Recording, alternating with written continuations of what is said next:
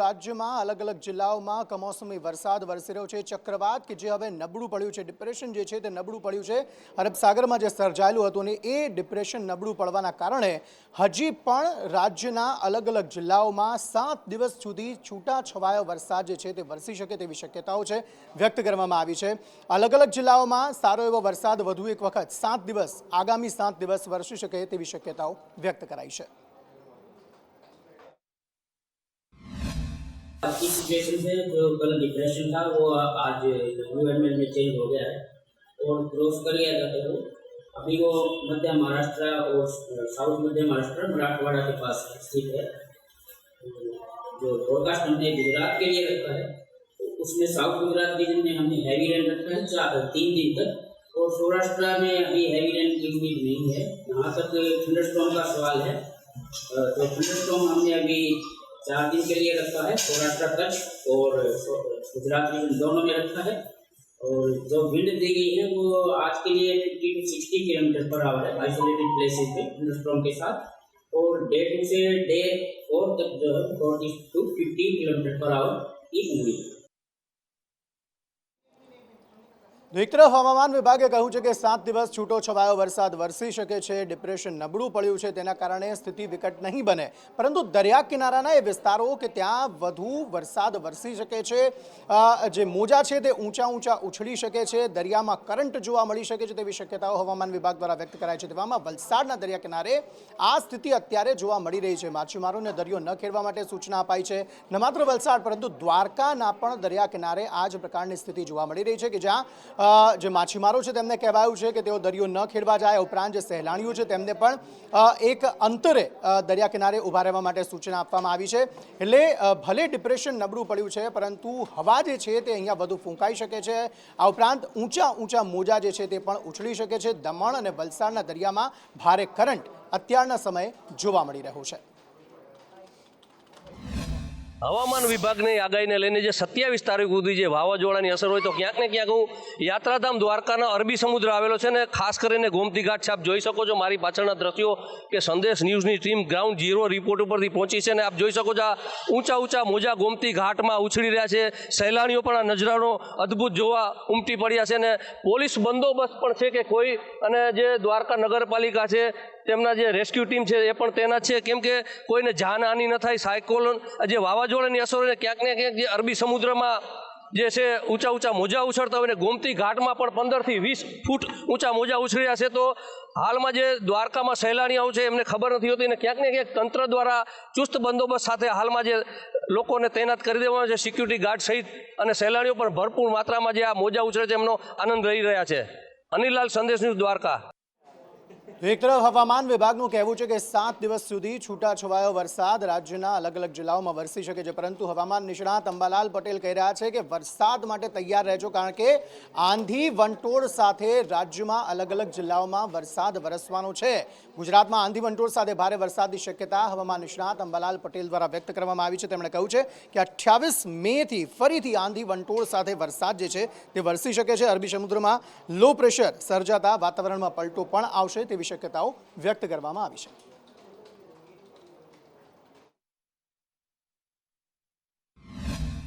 ફરી એક વખત ગુજરાતમાં વરસાદની સાથે ગાજવીજ સાથે વરસાદ પડવાની શક્યતા, તો વાવાઝોડાની શક્યતા પણ દર્શાવવામાં આવી છે। હવામાન નિષ્ણાત અંબાલાલ પટેલ આપણી સાથે છે, સીધી જ વાત એમની સાથે કરીએ। કાકા, ગુજરાતમાં ફરીથી વરસાદ આવે, કયા કારણોસર વરસાદ રહેવાનો છે, કયા ભાગોને પ્રભાવિત કરશે? ગુજરાતમાં જોવા જઈએ તો લગભગ વાવાઝોડાની શક્યતા દક્ષિણ પશ્ચિમના પવનનો પાછા ખેલતા વાવાઝોડાની શક્યતા ઘટી ગઈ છે। આમ છતાં સમુદ્ર રફ બનશે અને ભયસૂચક સિગ્નલો લાગી જવાની શક્યતા રહેશે। લગભગ લક્ષદ્વીપના ઉપરના ભાગોમાં ભારે ઝંઝાવાતી પવન સાથે સમુદ્રનું ઉત્પીડન થશે। ત્યારબાદ વલસાડના ભાગમાં વરસાદ થશે અને 28 મેથી જૂનની શરૂઆત સુધીમાં ગુજરાતના વિવિધ ભાગોમાં વરસાદ થવાની શક્યતા રહેશે, જેમાં દક્ષિણ સૌરાષ્ટ્રના ભાગમાં ભારે વરસાદ થવાની શક્યતા રહેશે। મધ્ય ગુજરાતના ભાગોમાં વધુ વરસાદ થવાની શક્યતા રહેશે। ઉત્તર ગુજરાતના ભાગો, પૂર્વ ગુજરાતના ભાગો, પંચમહાલના ભાગો, ઉત્તર સૌરાષ્ટ્રના ભાગો, પશ્ચિમ સૌરાષ્ટ્રના ભાગો વરસાદ થવાની શક્યતા છે. જરૂર, એટલે નક્ષત્ર પ્રમાણે જો જોઈએ તો આ વરસાદ યોગ્ય નથી. ઘણા પાકોને પણ નુકસાન થઈ શકે છે. જો કે હવે ચોમાસું ગુજરાતમાં વહેલું બેસવાનું છે, તે પહેલાથી જ પ્રી મોન્સૂન એક્ટિવિટીના કારણે અત્યારથી જ વરસાદી માહોલ, તો કેટલાક વિસ્તારમાં વરસાદનું સંકટ યથાવત રહેવાનું છે. કેમેરામેન મેહુલ પટેલ સાથે દિવ્યા ચૌહાણ, સંદેશ ન્યૂઝ, ગાંધીનગર. દરેક લોકોને ખબર છે કે ભાઈ નિયમો છે, પરંતુ નિયમોને ગમે ત્યારે તોડી શકાય છે, છટકબારીઓ મળી જાય છે. એટલા માટે તો આ રફતારનો કહેર જે છે તે અટકતો નથી અને વારંવાર આ પ્રકારના મામલાઓ સામે આવતા રહે છે, જેમાં લોકો પોતાના જીવ ગુમાવે છે, પરિવારજનો વહાલ સોયા ગુમાવે છે, કેટલાક લોકો ઈજાગ્રસ્ત થાય છે, પરંતુ આ કહેર અટકવાનું નામ નથી લઈ રહ્યા. બીજી તરફ ભાવનગરમાં પણ આ પ્રકારનો બનાવ બન્યો. તેમાં 2 ગાડીઓ એક સાથે એકબીજાની સામે અથડાઈ અને તેમાં 2 વ્યક્તિઓએ પોતાના જીવ ગુમાવી દીધા. ભાવનગરમાં સ્થિતિ એવી થઈ ગઈ કે એક ગાડી ડિવાઈડરની ઉપર ચડી ગઈ અને તે સમયે ત્યાં ગાડી ટ્રાફિક જામના દ્રશ્યો પણ સર્જાયા હતા. આ સમગ્ર મામલો શું છે, કાર્યવાહી શું થઈ રહી છે, દિવ્યા ચૌહાણ પાસેથી આ અંગે વધુ વિગતો મેળવીએ. દિવ્યા, ભાવનગરમાં પણ 2 કાર આમને સામે અથડાઈ હતી, જેમાં 2 લોકો ગંભીર રીતે ઇજાગ્રસ્ત થયા હતા, જ્યારે 2ના થયા હતા. જે પ્રકારે ઘટના સામે આવી હતી, વિડીયો પણ જે ચોંકાવનારો છે. શહેરમાં ઠેર ઠેર અકસ્માતની સંખ્યામાં સતત વધારો થઈ રહ્યો છે, ત્યારે ભાવનગરમાં પણ ઘણીવાર અકસ્માતમાં 2 લોકો ગંભીર રીતે ઇજાગ્રસ્ત થયા છે, ત્યારે બીજી તરફ 2 લોકોના સ્થળ પર મોત થયા હોવાનું પણ સામે આવ્યું છે. શહેરમાં અકસ્માતનો કહેર છે તે હજી અટકવાનું નામ નથી લેતો. સમગ્ર માહિતી આપવા માટે અને રફતારનો કહેર જે છે તે અટકવાનું નામ નથી લઈ રહ્યો. જોવાનું રહ્યું કે આ મામલે હવે આગામી સમયમાં શું કોઈ કાર્યવાહી થાય છે કે કેમ. સમાચારો તરફ આગળ વાત કરીએ તો કડી અને વિસાવદર 2 વિધાનસભાની પેટા ચૂંટણીની તારીખોની જાહેરાત થઈ ગઈ છે. 19 જૂને મતદાન થવાનું છે અને 23 જૂને તેની મતગણતરી હાથ ધરવામાં આવશે. હવે વિસાવદરમાં તો ત્રિપાંખીઓ જંગ જામવાનું છે, કારણ કે આમ આદમી પાર્ટીએ તો પોતાના ઉમેદવાર ઉભા રાખી દીધા છે. અહીંયા ગોપાલ ઇટાલિયાનું નામ અહીંથી જાહેર કરી દેવાયું છે, પરંતુ ભારતીય જનતા પાર્ટી અને કોંગ્રેસ તરફથી કોનું નામ આવે છે તે જોવાનું રહ્યું. કડીમાં પણ જે સ્થાનિક ધારાસભ્ય હતા, જે ધારાસભ્ય હતા, તેમના મોત બાદ આ બેઠક ખાલી પડી હતી કરસન પટેલને. તે બાદ આ બેઠક ખાલી પડતા અહીંયા પણ પેટા ચૂંટણી યોજાઈ રહી છે. તેવામાં એક તરફ મહેસાણા અને કડીનું રાજકીય માહોલ પણ ગરમાયેલો જોવા મળી રહ્યો છે અને જૂનાગઢમાં જે વિસાવદરની પેટા ચૂંટણી થઈ રહી છે તેને લઈને પણ રાજકીય માહોલ જે છે તે ગરમાયેલો જોવા મળી રહ્યો છે. એક તરફ નીતિન પટેલ જે છે તે એવું કહી રહ્યા છે કે જે કડી છે, કડી બેઠક જે છે તે ભારતીય જનતા પાર્ટીનો ગઢ રહી છે. તેવામાં જે કોઈ પણ ઉમેદવાર અહીંયાથી ભારતીય જનતા પાર્ટીનો આવશે તે જ જીતશે તેવો આશાવાદ નીતિન પટેલ દ્વારા વ્યક્ત કરવામાં આવી રહ્યો છે. બીજી તરફ વિસાવદરની બેઠક માટે પણ ભાજપ જે છે તે આશાવાદી જોવા મળી રહી છે. આ ભારતીય જનતા પાર્ટીના ક્યારે પણ બીજા પક્ષની જેમ ચૂંટણી આવે એટલે તૈયારી કરવાની, ચૂંટણી આવે એટલે દોડવાનું એવું નથી હોતું, પરંતુ ભારતીય જનતા પાર્ટીનો કાર્યકર્તા એ સતત પ્રજાની વચ્ચે રહેતો કાર્યકર્તા છે અને એના જ કારણે ભારતીય જનતા પાર્ટીને સંપૂર્ણ વિશ્વાસ છે, પક્ષને સંપૂર્ણ વિશ્વાસ છે કે મતદારો બંને વિધાનસભાની અંદર પેટા ચૂંટણીમાં ભારતીય જનતા પાર્ટીના ઉમેદવારને જંગી બહુમતીથી વિજયી બનાવશે. વિસાવદરની અંદર જે ઉમેદવાર આપ્યા છે એ બહારના ઉમેદવાર છે. એ ઉમેદવારને કોઈએ ગંભીરતાથી લેતું નથી. વિસાવદરની જનતા અને ગુજરાતની જનતાએ જે પ્રમાણે છેલ્લે સ્થાનિક સ્વરાજની ચૂંટણીની અંદર નોટા કરતાં પણ ઓછા વોટ, એટલે કે આમ આદમી પાર્ટીને એકદમ 2% ઓછા વોટ મળ્યા હતા. એટલે આમ આદમી પાર્ટી જે છે એને અત્યારે ગુજરાતની જનતા હોય કે વિસાવદરની જનતા હોય ગંભીરતાથી લેતું નથી. ચાપલુસી કરતા નથી, સત્તાની સામે હંમેશા રહ્યા છીએ અને ભાજપે અમારું વારંવાર અપમાન કર્યું છે ધારાસભ્યો ખરીદીને. તમે જુઓ, ધારાસભ્યો વારંવાર ખરીદે અને લોકોનું અપમાન કરે છે. એટલે વિસાવદરના ખેડૂતો માટે ગોપાલ ઇટાલિયાજીને અમે જાહેર કર્યો છે અને એમણે 160 ગામમાંથી 147 ગામમાં પર્સનલી વિઝિટ કરી લીધી છે. એમની સમસ્યાઓ લખી છે, એમના મુદ્દાઓ લખ્યા છે, એમના મુદ્દાઓ ઉઠાવ્યા છે. આ માત્ર આમ આદમી નથી લડી રહી, આ માત્ર ગોપાલ ઇટાલિયાજી નથી લડી રહ્યા, આ ગુજરાતના ખેડૂતો ચૂંટણી લડી રહ્યા છે. કડી એ ભારતીય જનતા પક્ષનો ગઢ છે.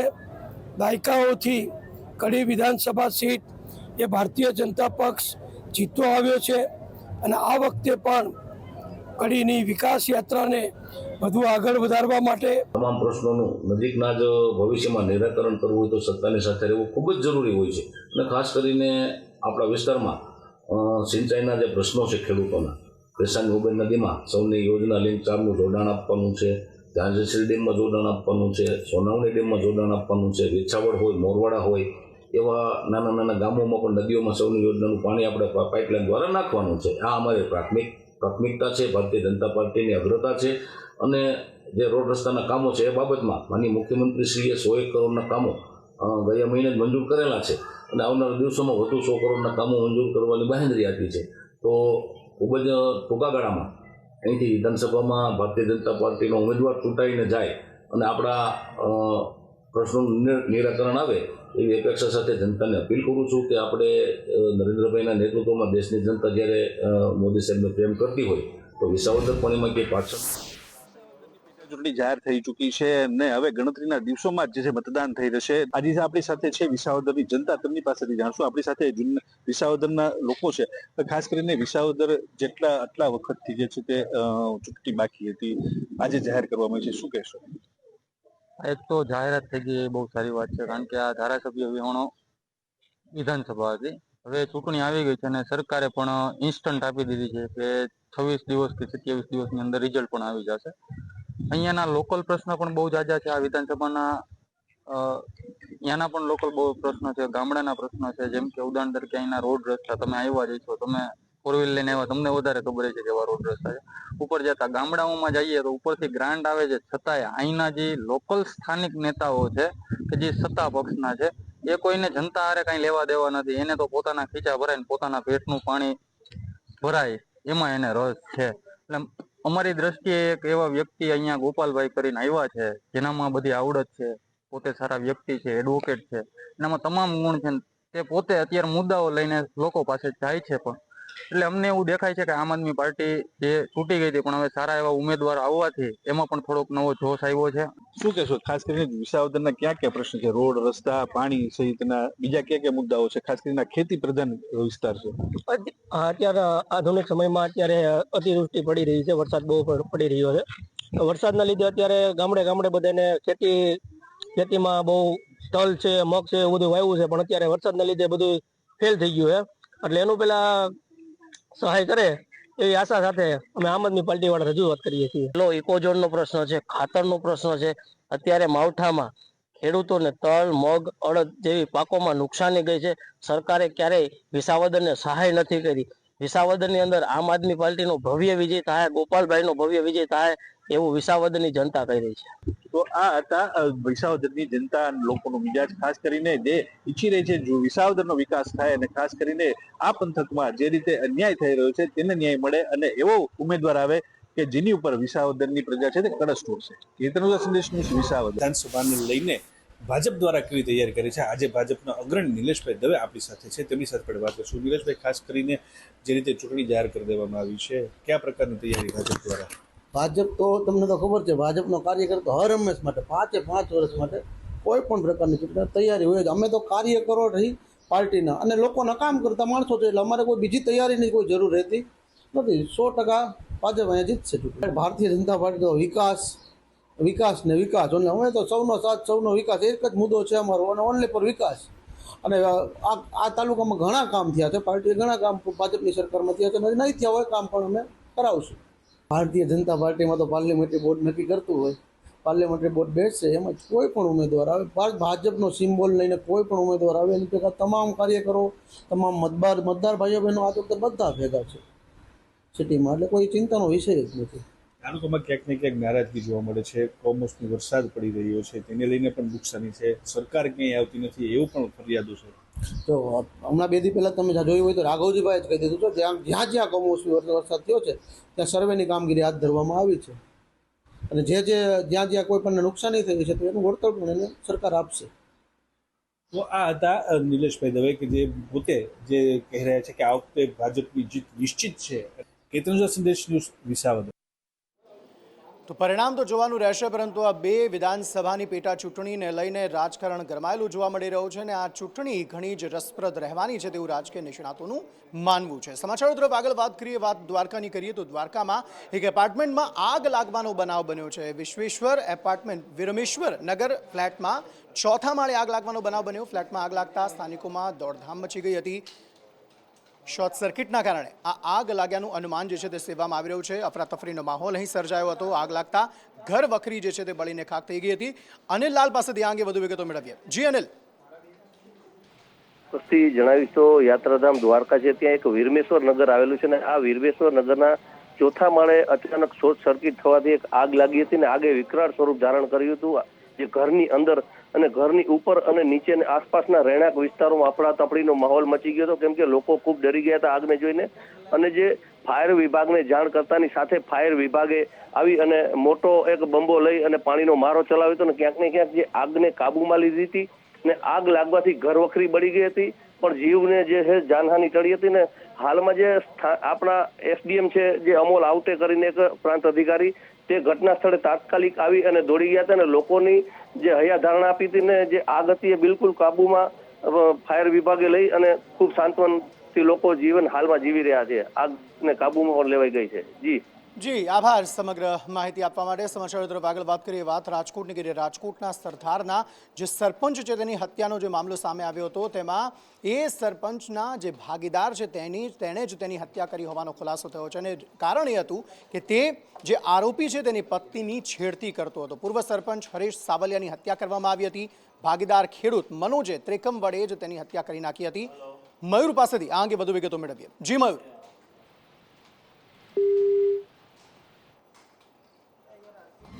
કાંડની અંદર ખુલાસો થયો છે અને સાથે સાથે આરોપી મનોજ છે તેની પણ ક્રાઇમ બ્રાન્ચે ધરપકડ કરી છે. 2 દિવસ પહેલા જ પૂર્વ ઉપસરપંચ છે હરીશભાઈ સાવલિયા, તેમની હત્યા તેના જ ખેતરની અંદર કરવામાં આવી હતી અને ત્રિકમનો એક જ ઘા મારીને તેનું લોટ ઢાળી દેવામાં આવ્યું હતું. આ મામલે જે શ્રમિક મજૂર છે મનોજભાઈ, એ ગુમ હતા. તેને શોધવા માટે પોલીસે પોતાની ટીમો રવાના કરી હતી. મનોજની ધરપકડ થતાં જે ખુલાસો થયો છે કે મનોજ અને તેનો પરિવાર છે એ ભાગિયા તરીકે હરેશભાઈના ખેતરની અંદર કામ કરતો હતો. 33% ભાગીદારી હતી, પરંતુ હરેશભાઈની નિયત છે મનોજની પત્ની ઉપર બગડી હતી અને અવારનવાર તેની છેડતી કરતો હતો અને આ જ વાતને લઈને ઉશ્કેરાઈને મનોજે હત્યા કરી હોવાની કબૂલાત છે એ ક્રાઇમ બ્રાન્ચની સમક્ષ તેને આપી છે.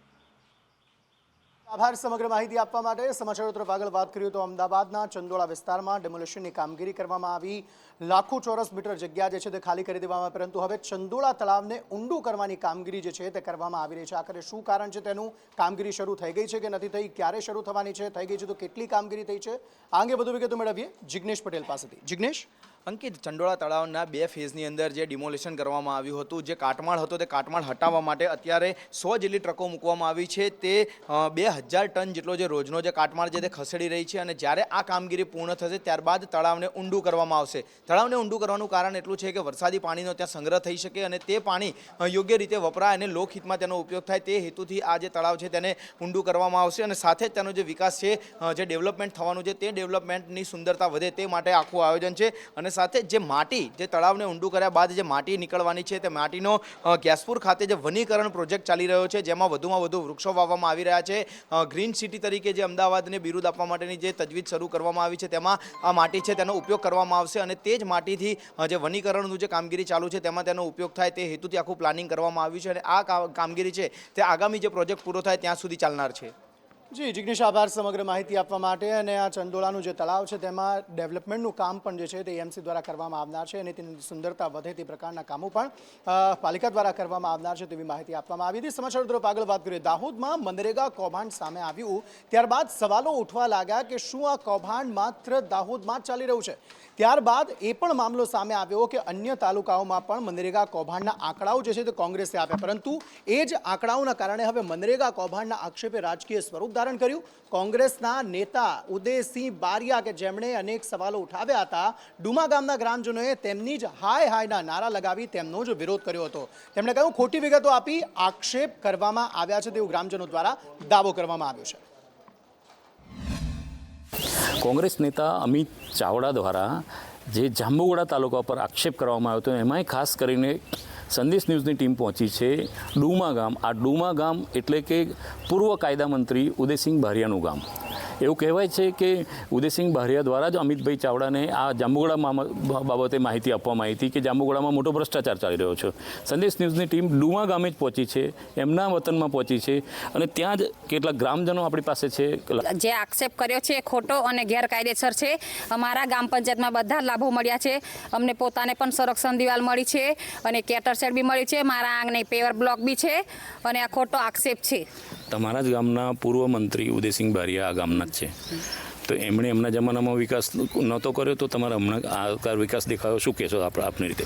મારા લગ્નને 25 વર્ષ થયા, મેં ઉદયસિંહ બારિયાનો વિકાસ જોયો જ નથી. જ્યારથી અમારી ભાજપની સરકાર વિકાસ કર્યો છે ઉદયસિંહ બારિયાને ગમતો નથી અને ઉદયસિંહ બારિયાના પોતાના ખુદના આંગણામાં બી અમારી ભાજપની સરકાર પેવર બ્લોક નાખ્યા છે અને હર કોઈ કોંગ્રેસના કાર્યકરના આંગણે વિકાસ કર્યો છે અને કેટર સીટ પણ આપ્યા છે બધાને જ. આવાસના લાભો મળ્યા છે, કોળિયાના લાભો મળ્યા છે, જીવનધારાના કૂવાના બી લાભો મળ્યા છે, આ જામરા નીચેના બ્લોકના બી બધું આખા ગામે સુવિધા જોવાય તો જોઈ લેવા કે જો. પણ અહીં તો તમારા કાયદા મંત્રી અહીંના ગામ વતની છે તો એમણે તે વખતે શું કર્યું? મંત્રી છે ઉદયસિંહ બારિયા 25 વર્ષ અમે લડાવ્યો જીતાડ્યા છે અમે બારિયા કરીને. અમારા ગામે કોઈ વિકાસ નહોતો એટલે અમે પછી ભાજપમાં જોડાયા તો પછી વિકાસ સારો થયો છે. પહેલાં જે ઉદયસિંહભાઈ બારિયા કાયદા મંત્રી રહ્યા અને ધારાસભ્ય હતા તે ઘડીએ ગામમાં પીવાના પાણીની સુવિધા પણ નથી, ગામમાં રોડ રસ્તા પણ નહોતા, વીજળીની સુવિધા પણ નથી. જ્યારથી આ ભાજપની સરકાર મતલબ મેં ભાજપ પ્રેરિત પેનલનો વિજય થયો ત્યારથી જ આપણા ગામ આ ડુમા ગામમાં વિકાસનું કામ થયા છે.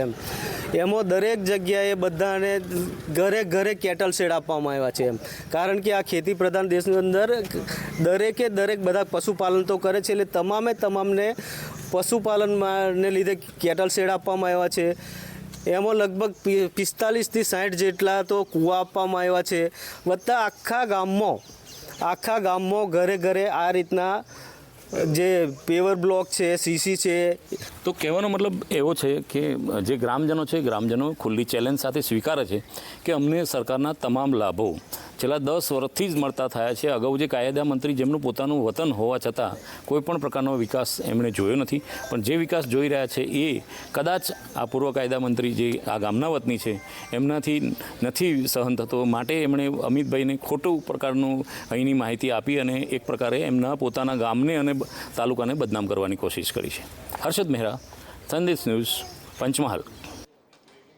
સામાન્ય રીતે એવું થતું હોય છે કે કોઈ પણ નેતા, સાંસદ, ધારાસભ્ય હોય તે પોતાના પુત્રને પણ નેતા તરીકે પ્રોજેક્ટ કરતો હોય છે, પરંતુ બિહારની રાજનીતિમાં નવા જૂની જોવા મળી કે જેમાં લાલુ પ્રસાદ યાદવ જે આરજેડી સુપ્રીમો છે તેમણે પોતાના જ દીકરાને પક્ષમાંથી 6 વર્ષ માટે સસ્પેન્ડ કરી નાખ્યા. તેનું કારણ શું છે અને હવે શું કાર્યવાહી થવાની છે આગામી સમયમાં અને અલગ અલગ નેતાઓની શું પ્રતિક્રિયા આ મામલાઓમાં આવી રહી છે અને લાલુ પ્રસાદ યાદવ દ્વારા શું ટ્વીટ કરવામાં આવ્યું છે, આ સમગ્ર મામલે ધવલ માકડિયા પાસેથી વધુ વિગતો મેળવીએ. ધવલ. જી અંકિત, જ્યારે બિહાર વિધાનસભાની ચૂંટણીને હવે થોડોક જ સમય બાકી હોય અને દેશની રાજનીતિમાં જો કોઈ એક રાજ્યની ચૂંટણીની ચર્ચા ચાલી રહી તો એ બિહાર છે ને. બિહારની અંદર એક મોટા ઉથલપાથલની ઘટના સામે આવી છે ને એ વાત એવી છે કે લાલુ પ્રસાદ યાદવના મોટા દીકરા જે તેજ પ્રતાપ યાદવ છે તેને 6 વર્ષ માટે પાર્ટીમાંથી સસ્પેન્ડ કરવામાં આવ્યા છે અને આ સસ્પેન્ડ થવા પાછળનું કારણ બહુ ચર્ચિત બન્યું છે. તેજ પ્રતાપ યાદવની એક મહિલા સાથેની ફોટોગ્રાફની જે ટ્વીટ જે બહુ ચર્ચિત બની હતી અને મીડિયામાં પણ જેની જોરશોરથી ચર્ચાઓ ચાલી અને એમના રિલેશનશીપને લઈને જે સવાલો ઉઠાવ્યા હતા ત્યારબાદ લાલુ પ્રસાદ યાદવે એક્શન લીધા છે. લાલુ પ્રસાદ યાદવે આજે ટ્વીટ કરીને કહ્યું છે કે તેજ પ્રતાપ માટે પાર્ટી કે પરિવારમાં તેની હવે કોઈ જ જવાબદારી નથી અને કોઈ જ ભૂમિકા નથી. જે પણ લોકોએ તેજ પ્રતાપ સાથે સંબંધો રાખવા છે તેઓએ સ્વવિવેક સાથે સંબંધ રાખવાની જરૂરિયાત છે તેવું પણ ટ્વીટ કર્યું હતું. જોકે આના ત્યારબાદ જે એમના નાના ભાઈ એટલે કે તેજસ્વી યાદવ અને જે બિહાર વિધાનસભાના અત્યારે વિપક્ષના નેતા છે તેમણે પણ કહ્યું કે લાલુ પ્રસાદ યાદવે જે નિર્ણય લીધો છે તે યોગ્ય છે. જોકે મહત્વની ચર્ચાઓ અત્યારે એ ચાલી રહી છે કે જે પ્રમાણે તેજ પ્રતાપ યાદવને પાર્ટીમાંથી હાંકી કાઢવામાં આવ્યા છે તેને લઈને આગામી વિધાનસભા ચૂંટણીમાં શું અસર થાય છે તે સૌથી મોટી ચર્ચાનો વિષય છે. જી બિલકુલ, આભાર સમગ્ર માહિતી આપવા માટે. અને તેજ પ્રતાપ યાદવ છે વડાપ્રધાન નરેન્દ્ર મોદી ઓપરેશન સિંદૂર બાદ પ્રથમ વખત ગુજરાત મુલાકાતે આવી રહ્યા છે અને ગુજરાતમાં જ્યારે આવી રહ્યા છે ત્યારે તેમના ભવ્યાતિભવ્ય સ્વાગત કરવા માટે તૈયારીઓને આખરી ઓપ આપી દેવામાં આવ્યો છે. તે વડોદરાની વાત હોય, અમદાવાદની વાત હોય કે પછી ગાંધીનગરની વાત હોય, તમામ જગ્યાએ તૈયારીઓને આખરી ઓપ આપી દેવામાં આવ્યો છે. સુરક્ષા વ્યવસ્થાનો બંદોબસ્ત પણ કરી દેવામાં આવ્યો છે. ઉપરાંત કેબિનેટ મંત્રીઓ જે છે અલગ અલગ કેબિનેટ મંત્રીઓ અલગ અલગ વસ્તુઓના નિરીક્ષણ માટે અલગ અલગ જગ્યાએ પહોંચી રહ્યા છે. રોડ શોના રૂટનું પણ નિરીક્ષણ કરવામાં આવ્યું છે. અન્ય જગ્યાએ પણ સુરક્ષાને લઈને નિરીક્ષણ કરવામાં આવી રહ્યું છે.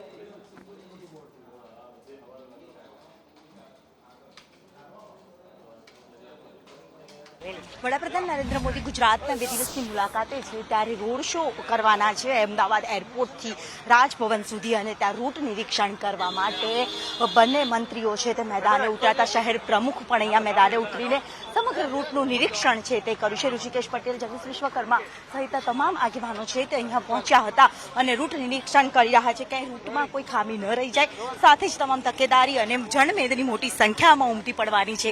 તેની તકેદારીના ભાગરૂપે મોટી સંખ્યામાં અહીંયા તમામ વિશેષ વ્યવસ્થાઓ જે કરવામાં આવી છે તે વ્યવસ્થાના ભાગરૂપે અહીંયા રૂટ નિરીક્ષણ આપ કરી રહ્યા છો. પહેલગામના નિર્દોષ નાગરિકોના હુમલા બાદ આખા દેશે અને વિશ્વએ જોયું કે સિંદૂર, ઓપરેશન સિંદૂર થી કરારો જવાબ દેશના સૈન્યોએ લીધો છે. દેશના યશસ્વી પ્રધાનમંત્રી માનનીય મોદી સાહેબે ભારતનું સૈન્ય શું કરી શકે, ભારતની તાકાત શું છે, આખા જ્યારે વિશ્વને બતાવી ત્યારબાદ ગુજરાતમાં પ્રથમ વખત આવી રહ્યા છે. દાહોદની અંદર, ભુજમાં અને મહાત્મા મંદિર ખાતે વિવિધ કરોડો રૂપિયાના લોકાર્પણના કામો, વિકાસના કામો માટે જ્યારે આવી રહ્યા છે ત્યારે આ પ્રજામાં ઉત્સાહ જોવા મળી રહ્યો છે. સામાજિક સંસ્થાઓ, પ્રજાઓ, નાગરિકો એમના અભિવાદન ઝીલવા માટે અને સૈન્યનું શૌર્ય વધારવા માટે આપ જોઈ રહ્યા છો કે જે ઉત્સાહ છે તેના પ્લાનિંગના ભાગરૂપે રોડ શોમાં માન્ય મંત્રી શ્રી ઋષિકેશભાઈ પટેલ અને બધા આખી ટીમ આખી રૂટ નિહાળવા માટે નીકળ્યા છીએ. જરૂર રૂટ નિહાળવા નીકળ્યા છો, નિરીક્ષણ કરી રહ્યા છો. અત્યારે પ્રધાનમંત્રી મોદી સાહેબ જ્યારે ગુજરાતની મુલાકાતે હોય એટલે સમગ્ર ગુજરાતની અંદર એક ઉર્જા નવી પ્રાપ્ત થતી હોય છે અને અમારા મંત્રી શ્રી જગદીશભાઈ, પ્રેરકભાઈ, માજી પ્રમુખ અમિતભાઈ અને તમામ ધારાસભ્યો અને કોર્પોરેટર મિત્રો એમનું જે રોડ શો છે, રોડ શો ઉપર પૂરતી વ્યવસ્થાઓ સાથે લોકોને જેમને એમનું અભિવાદન કરવું છે, એમની એક ઝલક લેવી છે, એમને અગવડ ન પડે એના માટેની જે વ્યવસ્થા કરી છે એ વ્યવસ્થાને અમે જોવા નીકળ્યા છીએ, જેથી કરી કંઈ નાની મોટી મુશ્કેલીઓ હોય તો એને દુરસ્ત કરી શકાય.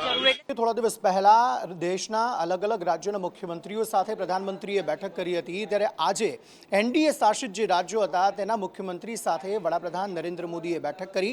આ બેઠકની અંદર ખાસ પ્રશંસા ઠરાવ જે છે તે પસાર કરવામાં આવ્યો. વડાપ્રધાન નરેન્દ્ર મોદી દ્વારા જે કામગીરી કરવામાં આવી, ઓપરેશન સિંદૂર જે કરવામાં આવ્યું તેને લઈને પ્રશંસા ઠરાવ જે છે તે કરવામાં આવ્યો છે. એકનાથ શિંદે જે મહારાષ્ટ્રના નાયબ મુખ્યમંત્રી છે તેમના દ્વારા ઠરાવ પસાર કરવામાં આવે છે. આ ઉપરાંત પણ અનેક બાબતે ચર્ચા જે છે ત્યાં બેઠકમાં કરવામાં આવી છે, જેમાં બિહારના આગામી સમયમાં જ્યારે ઇલેક્શન આવી રહ્યું છે તેને લઈને પણ ચર્ચા કરવામાં આવી છે અને અન્ય ઘણી બધી બાબતોએ પણ આ બેઠકમાં ચર્ચા કરવામાં આવી છે.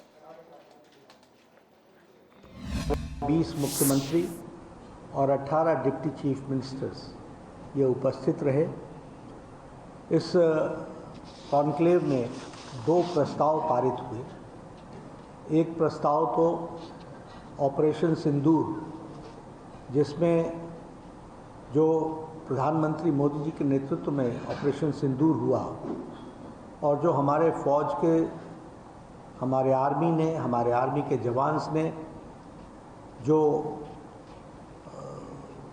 देश की सेवा की है उसकी भूरी भूरी प्रशंसा की गई और यह जातिगत जनगणना पर भी प्रस्ताव पारित हुआ और सभी लोगों ने इसको जहां इसकी सहमति के साथ साथ जो मोदी जी का निर्णय हुआ है उसकी प्रशंसा के साथ साथ साधुवाद देने का काम इस प्रस्ताव में हुआ है.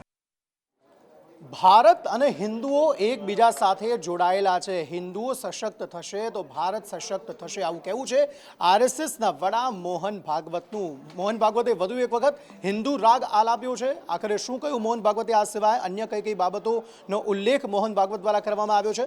સંજય ચૌધરી પાસેથી વધુ વિગતો મેળવીએ. સંજય.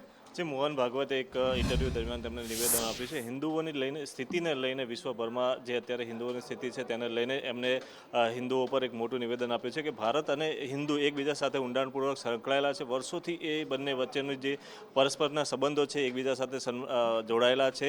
એક ભારત મજબૂત થશે તો હિન્દુ મજબૂત થશે અને હિન્દુ મજબૂત થશે તો જ ભારત મજબૂત થશે, તે પ્રમાણેનું નિવેદન આપ્યું છે. તેમણે ખાસ કરીને જે બાંગ્લાદેશની અંદર હિન્દુઓ પર અત્યાચાર પર જે હિન્દુઓ એકત્ર થયા અને એકત્ર થઈને જે જવાબ આપ્યો એને લઈને પણ તેમણે પ્રશંસા કરી હતી કે હિન્દુઓ એકબીજા સાથે અત્યારે પરસ્પર જોડાયેલા છે. કેટલાક એવા લોકો છે કે જે વર્ષોથી હિન્દુમાંથી બીજા ધર્મની અંદર કન્વર્ટ થયેલા છે, તે પોતાની જાતને હિન્દુ માનતા નથી, પરંતુ જો હિન્દુ મજબૂત થશે ને હિન્દુ એકત્ર થશે તો તેઓ પણ પોતાને હિન્દુ માનતા થશે. અન્ય દેશોની અંદર હિન્દુઓની સ્થિતિ પર હિન્દુઓ પોતાને હિન્દુ સ્વીકારતા નથી, પરંતુ તે જો હિન્દુઓ મજબૂત થશે તો તેઓ પણ હિન્દુઓની સાથે આવશે અને પોતાની જાતને ગર્વથી હિન્દુ ગણાવી અને ગર્વ અનુભવશે. એટલે કે હિન્દુસ્તાન અને હિન્દુ મજબૂત હશે તો જ વિશ્વ છે એ હિન્દુ સમાજની નોંધ લેશે, નહીં તો કોઈ પણ ગણશે નહીં. કેટલીક જગ્યાએ પાકિસ્તાનની અંદર લઘુમતી સમાજમાં અત્યાચાર થાય છે ત્યારે કેટલીક જે માનવીય સંગઠનો છે તે ચૂપ થઈ જાય છે, પરંતુ જો હિન્દુઓની સ્થિતિ મજબૂત હશે તો એ બધા હિન્દુઓને માન આપતા થશે. એ પ્રમાણેનું એક નિવેદન મોહન ભાગવત તરફથી આપવામાં આવેલું છે. આભાર સમગ્ર માહિતી આપવા માટે. અને બાંગ્લાદેશનું એક ઉદાહરણ પણ તેમણે આપ્યું કે બાંગ્લાદેશમાં હિન્દુઓ હવે સશક્ત થઈ રહ્યા છે. હિન્દુઓ હવે કહી રહ્યા છે કે અમે ભાગીશું નહીં, પરંતુ અમે જે તાકાતો છે જે એની સામે અમે લડત આપીશું અને અમારો હક જે છે તે મેળવીને જ રહીશું. આ નિવેદન પણ મોહન ભાગવત દ્વારા આપવામાં આવ્યું છે. સમાચારો તરફ આગળ વાત કરીએ. સામાન્ય રીતે કોઈ પણ નેતા જે હોય છે તે ખાનગી જે ગાડીઓ છે તેના કાફલા સાથે જતા હોય છે, પરંતુ અહીંયા તો ગુજરાતના રાજ્યપાલ આચાર્ય દેવવ્રત જે છે તેમણે આજે એસટી બસમાં મુસાફરી કરી હતી.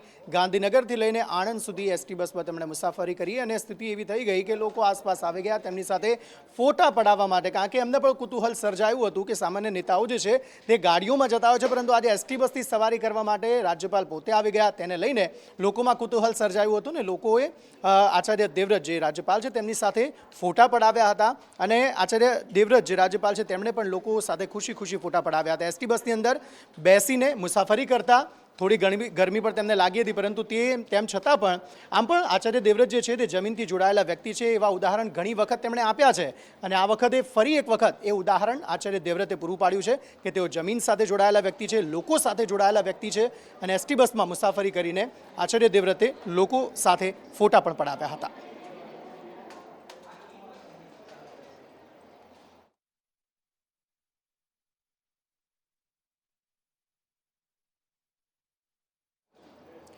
આ તરફ દેશમાં કોરોના ફરી પગ પેસારો કરી રહ્યો છે અને ખાસ રાજ્યની જો વાત કરીએ તો 40 કેસ અત્યાર સુધી કોરોનાના નોંધાઈ ચૂક્યા છે. 33 જેટલા એક્ટિવ કેસ અત્યારે ગુજરાતમાં છે અને તેવામાં સુરતની જો વાત કરીએ તો સિવિલ હોસ્પિટલના 2 મહિલા તબીબ કોરોનાગ્રસ્ત થયા છે અને બંને જે મહિલા તબીબ છે તેમાંથી એકને ડિસ્ચાર્જ કરી દેવાયા છે, પરંતુ અન્ય એક જે છે તે હજુ પણ સારવાર હેઠળ છે. એક અલાયદો વોર્ડ સુરતમાં તૈયાર કરવામાં આવ્યો છે જ્યાં જે અન્ય કોરોનાગ્રસ્ત વ્યક્તિઓ છે તેમની સારવાર થઈ રહી છે, પરંતુ 2 મહિલા તબીબ જે છે તે પણ કોરોનાગ્રસ્ત થયા છે. કોરોનાને લઈને અત્યારે MICU 4ની અંદર સ્પેશિયલ કોરોનાનો આખા 4 બેડ અલોકેટ કર્યા છે સ્પેશિયલી ફોર કોરોના. અત્યારે કોઈ પણ એડમિશન અહીંયા MICU 4માં લેતા નથી, માત્ર ને માત્ર કોવિડના કેસ માટે આ વોર્ડને રાખવામાં આવ્યો છે. એમાં 4 બેડ છે, બરાબર રીતે એને તૈયારીઓ કરી દેવામાં આવી છે. તમે જોઈ શકો છો વેન્ટિલેટર પણ 4 ફૂલ વર્કિંગ પોઝિશનમાં છે. બધી રીતે અમારી સગવડ પૂરેપૂરી છે. ડૉક્ટરો અને નર્સિંગ સ્ટાફ પણ સતર્ક છે. કોવિડનો કોઈ પણ કેસ અહીંયા દર્જ થશે અને જો 4 કરતાં વધારે કેસ હશે તો પણ બીજા વોર્ડ તૈયાર કરી દેવામાં આવશે. અત્યારે પ્રાયોરિટીમાં 4 બેડ તૈયાર કરી દીધા છે. થોડા વર્ષો પહેલા વિરાટ કોહલીએ એક પ્રેસ કોન્ફરન્સમાં કહ્યું હતું do I look like a puja path types, પરંતુ લગ્ન બાદ પરિસ્થિતિ વિપરીત થઈ ગઈ અને પરિસ્થિતિ એવી થઈ કે અલગ અલગ મંદિરોની અલગ અલગ ગુરુજીઓની મુલાકાત વિરાટ કોહલી અને પત્ની અનુષ્કા શર્મા લઈ રહ્યા છે અને આ વખતે અયોધ્યાની મુલાકાતે પણ આ કપલ ગયું છે. ક્યાં ક્યાં તેમણે દર્શન કર્યા, કઈ કઈ જગ્યાની તેમણે મુલાકાત કરી, ક્યાં ક્યાં પૂજા અર્ચના તેમણે કરી, સોનલ પાસેથી વધુ વિગતો મેળવીએ. સોનલ. ચોક્કસથી અંકિત, આજે લખનઉ સામેની મેચ પહેલા વિરાટ કોહલી અને અનુષ્કા શર્મા કે જેઓ રામલલાના દર્શન કરવા માટે પહોંચ્યા. આજે સવારે 7 વાગે તેઓ પોતાના કાફલાની સાથે પહોંચ્યા હતા અને 20 થી 30 મિનિટ સુધી તેમણે રામલલાના દર્શન કર્યા હતા. ગર્ભગૃહમાં 10 મિનિટ સુધી રોકાયા હતા અને હનુમાનગઢી પહોંચીને પણ તેમણે લાડુ ચઢાવ્યા હતા. સવારે 7 વાગે બંને રામલલાના દર્શન કર્યા હતા. અડધો કલાક સુધી મંદિર પરિસરમાં રહ્યા હતા. પહેલાં કે તેઓ જો પ્રેમાનંદ ગિરી મહારાજ છે તેમના આશ્રમે પણ ગયા હતા અને આધ્યાત્મિક જ્ઞાન લીધેલું હતું અને ટેસ્ટ ક્રિકેટમાંથી વિરાટ કોહલીએ જ્યારથી નિવૃત્તિ લીધી છે ત્યારબાદ તેઓ આધ્યાત્મિકના માર્ગે વધારે તરફ વળ્યા હોય તે પ્રકારનું અત્યારે લાગી રહ્યું છે.